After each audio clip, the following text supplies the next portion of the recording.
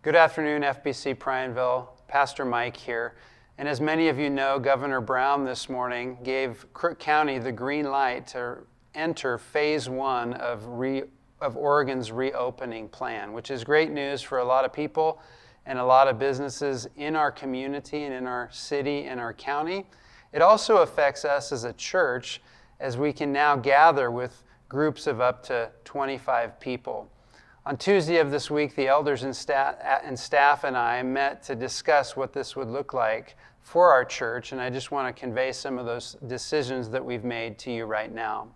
First of all, in regards to our Sunday morning service, we will not be meeting in person on Sunday mornings until at least June at the earliest. Phase 1 will be a minimum of 3 weeks, and we're hoping that after 21 days at the beginning of June, they will expand us and allow us to enter into phase 2, wherein hopefully we'll be able to meet in larger groups. And at that time, we'll be planning forward towards having some kind of in-person Sunday morning service. But until that time, we're pre-recording our services and having them available on YouTube and on our website. And I'd encourage you to continue participating in those from home.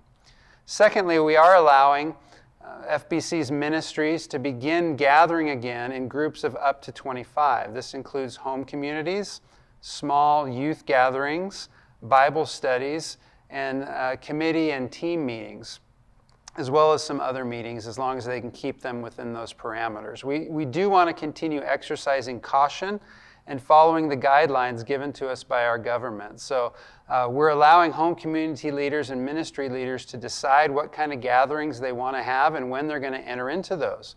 As Dr. Noer said last week, we're not trying to rush the field or win a race here, but we are trying to allow for ministry leaders to do ministry and enter in as they would like. No pressure on you to be involved at this time, and no pressure on those leaders to do that. But if they want to begin meeting as home communities, then I'd encourage you to contact your home community leader and see what they're planning. In the midst of those meetings, we are asking them to follow these requirements or these recommendations, which are to try to keep 6 feet apart from each other, especially if you don't live together.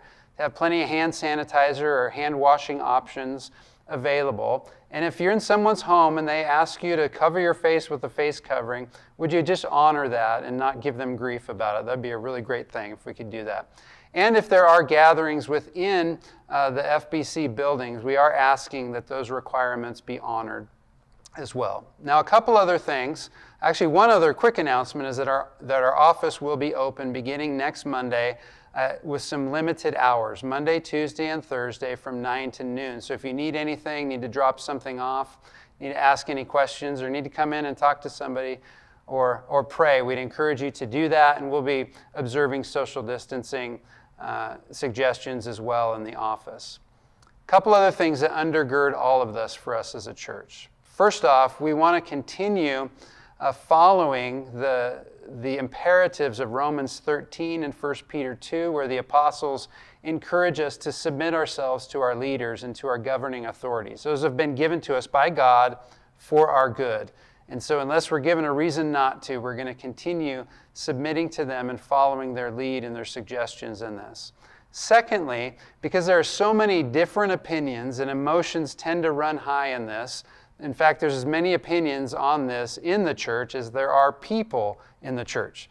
In fact, there are people listening to me right now who probably disagree with a lot of the things that I'm saying, and that's okay. The imperative for us, though, is to follow Jesus' commands to live with each other in love, to love God and love our neighbors. So we want to elevate neighbor love over our demands to have our rights or our own preferences met. We want to prefer others over ourselves. So we're going to call you to that and continue to ask you to walk in love, with grace, and with patience with each other as we walk forward through these murky waters and try to figure out what this looks like. We do look forward to meeting again soon, to coming and being able to gather again soon. And if you have any questions, please feel free to contact one of the elders or your home community leader to find out more. And we look forward to seeing you again soon. Thanks.